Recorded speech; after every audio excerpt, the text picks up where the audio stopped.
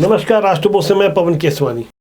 छत्तीसगढ़ की राजनीति में इस वक्त सबसे ज्यादा किसी बात की चर्चा हो रही है, वह है ईडी की छापेमारी और इस छापेमारी के कारण को भी समझाने की कोशिश हो रही है।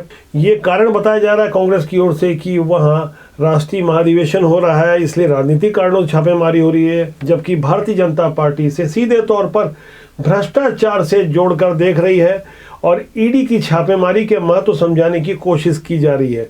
इस बीच सीएम भूपेश बघेल का एक बड़ा बयान आया है।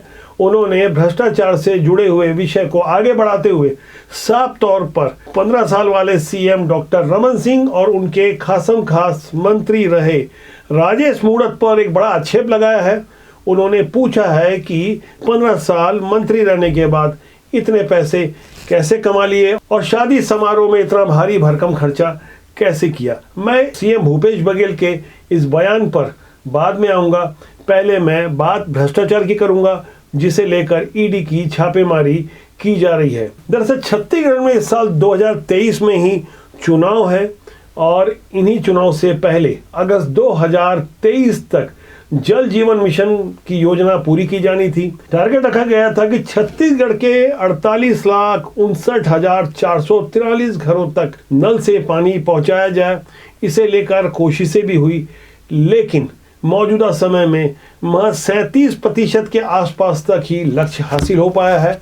इसे ध्यान में रखते हुए भ्रष्टाचार का गंभीर आरोप लगाते हुए लोक स्वास्थ्य अभियांत्रिकी विभाग के मंत्री गुरु रुद्र कुमार ने चीफ इंजीनियर को सस्पेंड कर दिया है। एक हफ्ता पहले ही 2 एग्जीक्यूटिव इंजीनियर को भी सस्पेंड किया था। तब आरोप लगाए गए थे कि अपने रिश्तेदारों और चहेतों को ये इंजीनियर ठेका बांट रहे हैं। महासमुंद डिवीजन के पीएचई के एग्जीक्यूटिव इंजीनियर शंकर धकाते और बिलासपुर डिवीजन के एग्जीक्यूटिव इंजीनियर एसके चंद्रा के विरुद्ध ये बड़ी कार्रवाई की गई है। इसके बाद अभी हाल में ही चीफ इंजीनियर राजेश गुप्ता, जिनके ऊपर टेंडर करवाने की जवाबदारी थी, उन पर गड़बड़ी का आरोप लगा है। गंभीर आरोपों के बाद उन्हें जगदलपुर अटैच कर दिया गया। सस्पेंड करने के बाद ये बड़ी कार्रवाई चीफ इंजीनियर के ऊपर हुई है।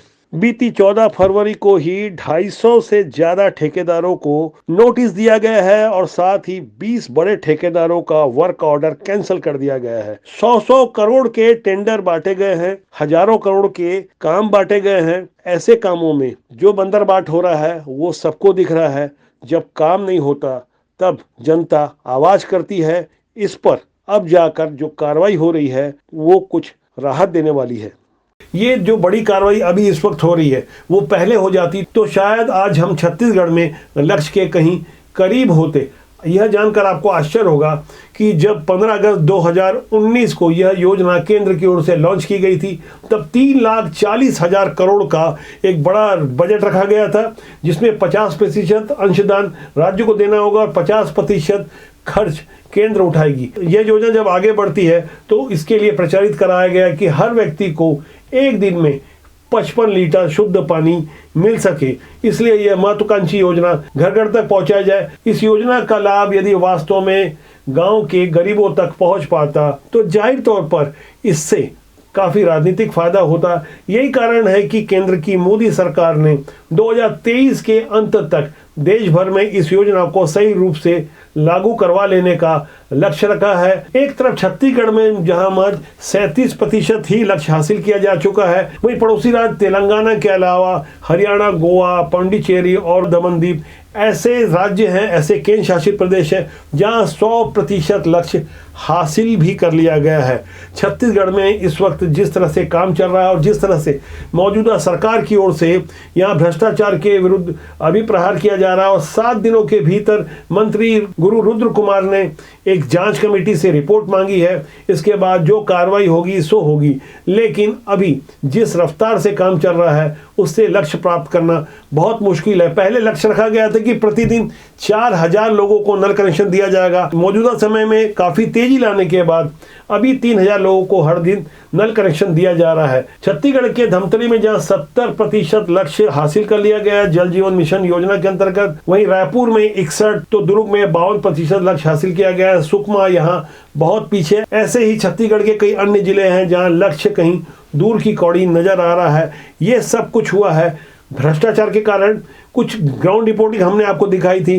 राजनांदगांव की एक तस्वीर मैं आपको पुनः दिखा रहा हूं, फिर से साझा कर रहा हूं कि किस तरह से यहाँ 1 मीटर में जहां नल के कनेक्शन जाने थे, पाइप जाना था, वहां 1.5 से 2 फीट में पाइपलाइन डाली जा रही है और वह भी बेहद घटिया क्वालिटी की जो सप्लाई हो रही है। इस बारे में मंत्री गुरु रुद्र कुमार को भी सब पता है। यही कारण है कि उन्होंने पुराने 2 साल के टेंडरों की जांच के अलावा इन पैनल सामग्रियों की भी जांच की सिफारिश की है।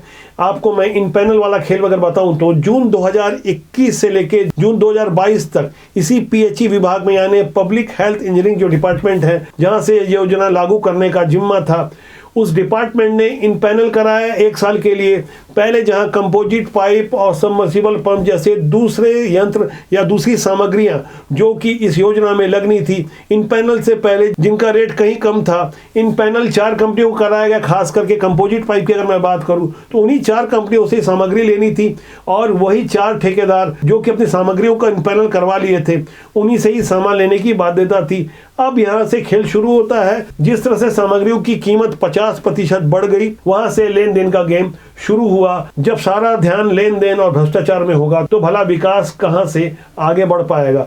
यही कारण है कि अब जब रंगे हाथ चोरी पकड़ी गई है और चुनाव नजदीक है, ऐसे में जो बड़ी कार्रवाइयां हो रही है, हम उम्मीद करते हैं कि इन कार्रवाइयों से जनता का कुछ भला होगा और इससे हो सके तो राजनीति का भी फायदा हो सकता है। पहले से कहीं ज्यादा जागरूक हो चुकी जनता सारी बातों को खूब समझती है।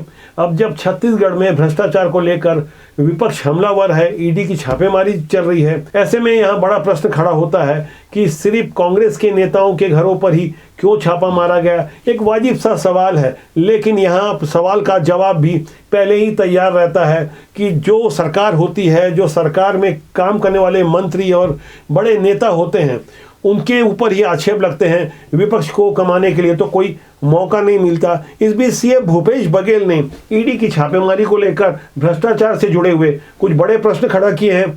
उनकी बातों को आप गौर से सुनिएगा। उसके बाद चर्चा होगी कि आने वाले दिनों में यहाँ ईडी की छापेमारी से आगे वोट किस करोड़ पर बैठता है। ये तो अडानी जी को समझना चाहिए। ये जो 2 पनौती गए हैं ना छत्तीसगढ़ से, वो जिसके साथ थे वो डूबे थे। अभी जब से गए हैं तब से देख लीजिए उसकी स्थिति क्या है।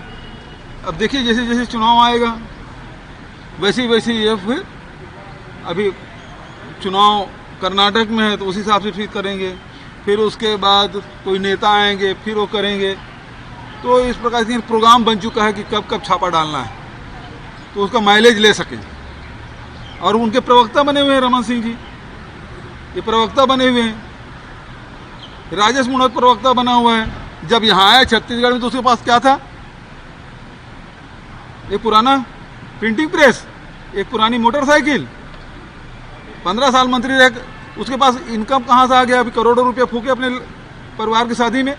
1985 में तत्कालीन प्रधानमंत्री स्वर्गीय राजीव गांधी ने एक गहरी बात कही थी। वो बात आज मैं फिर एक बार दोहरा रहा हूँ।